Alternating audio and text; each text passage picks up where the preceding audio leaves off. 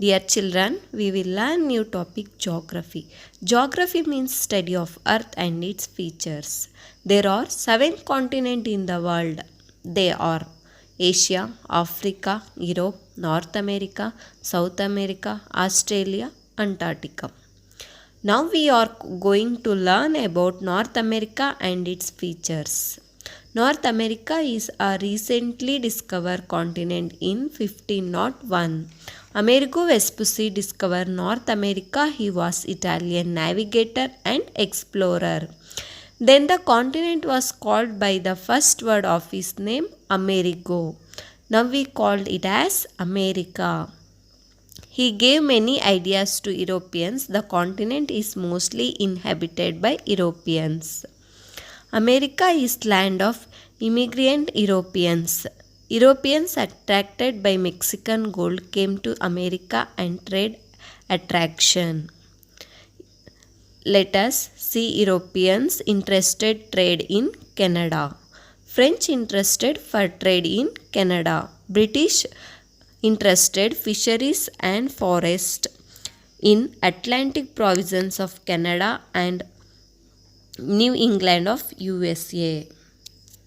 ಉತ್ತರ ಅಮೆರಿಕವು ಇತ್ತೀಚೆಗೆ ಕಂಡುಹಿಡಿದ ಖಂಡವಾಗಿದೆ.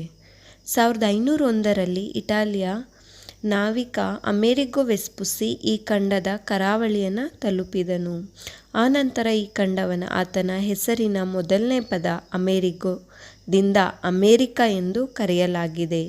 ಈ ಖಂಡದಲ್ಲಿನ ಬಹುತೇಕ ನಿವಾಸಿಗಳು ಯುರೋಪಿಯನ್ನರು ಮತ್ತು ಇತರ ದೇಶಗಳಿಂದ ವಲಸೆ ಬಂದವರಾಗಿದ್ದಾರೆ. ಅವರು ಮೆಕ್ಸಿಕೋ ಚಿನ್ನವನ್ನು ಬಳಕೆ ಮಾಡಿದರೆ ಫ್ರೆಂಚರು ಕೆನಡಾದಲ್ಲಿ ತುಪ್ಪಳ ವ್ಯಾಪಾರವನ್ನು ಲಾಭದಾಯಕವಾಗಿ ಮಾಡಿಕೊಂಡರು. ಬ್ರಿಟಿಷರು ಕೆನಡಾ ಅಟ್ಲಾಂಟಿಕ್ ಪ್ರಾಂತ್ಯ ಮತ್ತು ನ್ಯೂ ಇಂಗ್ಲೆಂಡ್ ಮೀನುಗಾರಿಕೆ ಮತ್ತು ಅಲ್ಲಿನ ಅರಣ್ಯವನ್ನು ಲೂಟಿ ಮಾಡಿದರು. North America became one of the most developed regions of the world. With its rich and prosperous countries, the reasons for its progress is abundant resource, sound knowledge in science and technology, large domestic market, good means of transportation. Now continent has become a model to be followed by others.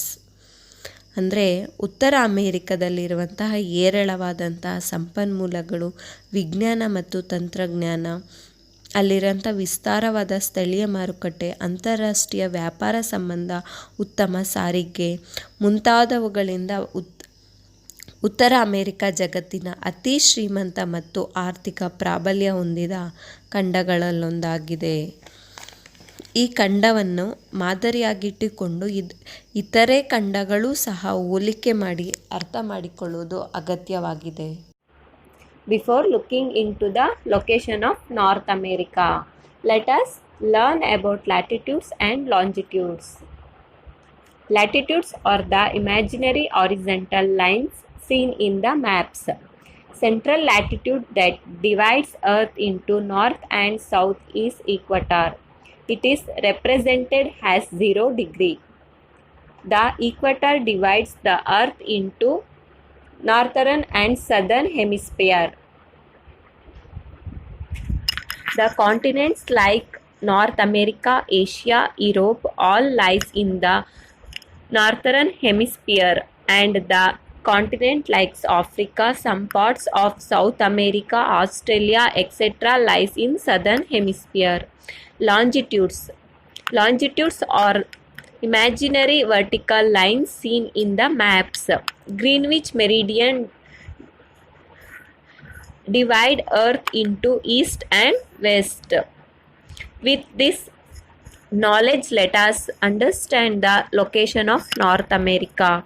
It is seen in northwest hemisphere and it lies within 19 degree north to 71 degree north latitudes and 50 degree west to 150 degree west longitudes.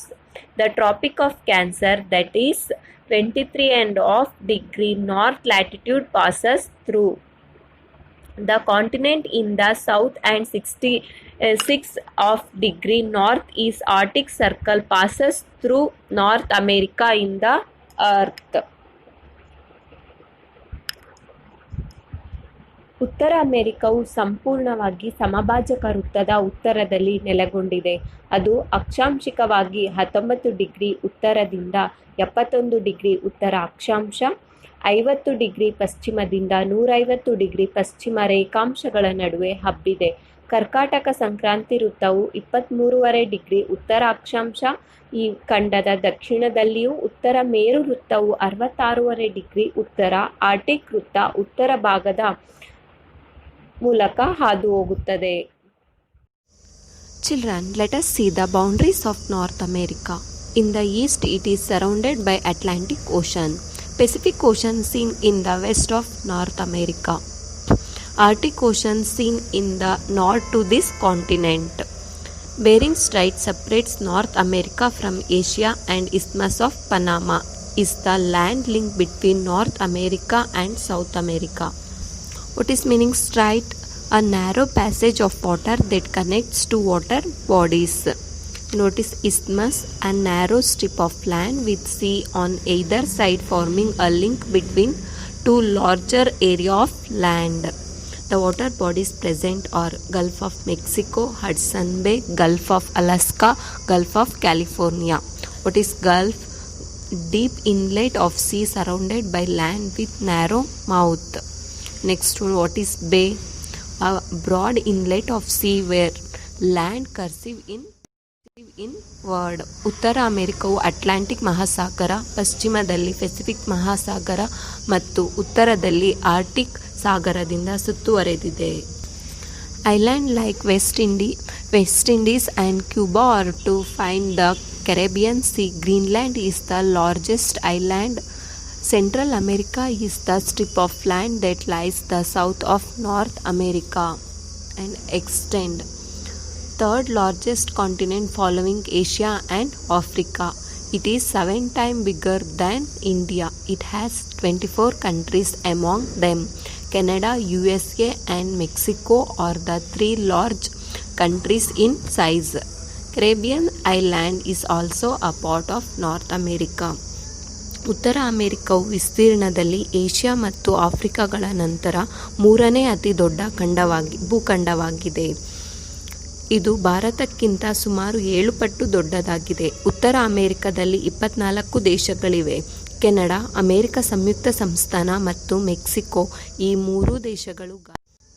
ಉತ್ತರ ಅಮೆರಿಕವು ವಿಸ್ತೀರ್ಣದಲ್ಲಿ Asia ಮತ್ತು ಆಫ್ರಿಕಾಗಳ ನಂತರ 3ನೇ ಅತಿ ದೊಡ್ಡ ಭೂಖಂಡವಾಗಿದೆ. ಇದು ಭಾರತಕ್ಕಿಂತ ಉತ್ತರ ಅಮೆರಿಕದ ಭೌಗೋಳಿಕ ಪ್ರದೇಶದಲ್ಲಿ ಕೆರೆಬಿಯನ್ ದೇಶಗಳು ಗಾತ್ರದಲ್ಲಿ ದೊಡ್ಡದಾಗಿವೆ. ಉತ್ತರ ಅಮೆರಿಕದ ಭೌಗೋಳಿಕ ಪ್ರದೇಶದಲ್ಲಿ ಕೆರೆಬಿಯನ್ ದ್ವೀಪಗಳು ಸೇರಿವೆ.